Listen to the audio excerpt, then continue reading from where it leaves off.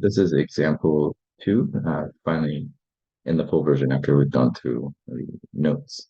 Okay, so another question in this example. This is one a day 25, 25, not 24. Or 230. Okay, so in this equation, we want to find the partial of w with respect to x holding y constant, given that w is equal to this surface and z is equal to this surface. All right, to do that, and the first thing we need to do is write down, this would be our step 1, write down the independent and dependent variables. Okay, so the independent variables for our situation are going to be x and y. So those are the independent variables. And the dependent variables are going to be w and z. So those are going to depend on x and y. X and y are both going to be simultaneously independent. Okay, now that we have that figured out, step 2 is going to be looking at the partial derivatives of w and z, the constraint, with respect to x. But we're going to treat temporarily every variable as dependent.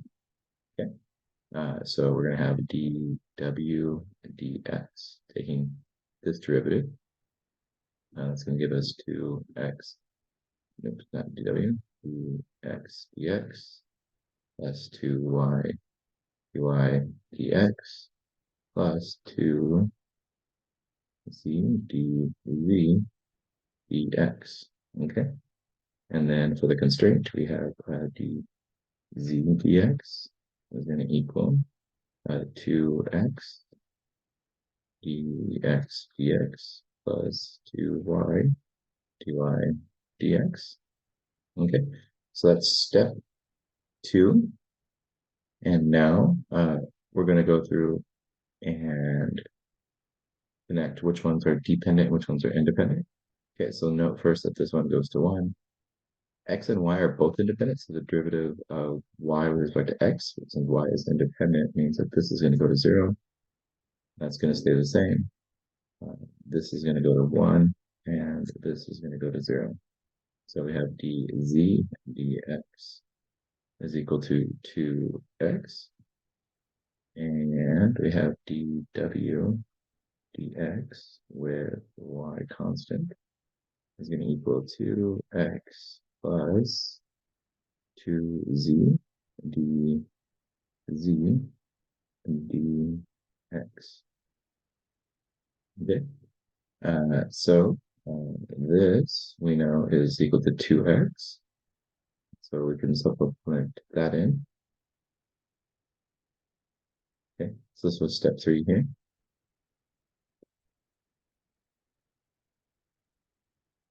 Okay, so step 3 is plugging in the zeros and all that, and then resubstituting in, we get 2x plus 2z, and plugging in this here, 2x.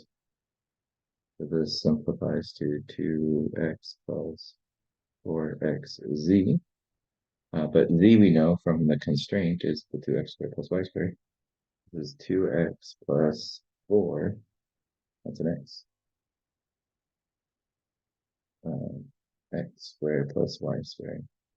So finally, dw dx with respect to holding y constant is going to be written as 2x plus 4x cubed plus 4xy squared, which is the result we were looking for. Okay, I hope that was helpful. Now, the next question may be, what does dw, that's a w, what does dw, let's say something like dw x with respect to holding z constant, what does that look like? So that's a really fun exercise to go through. It's pretty quick. I'll let you try this on your own, but the result you should get is something that looks like 2x minus 2x, which is equal to 0. Okay, So try this one on your own. This is the last line, and it should find that it equals 0. Okay.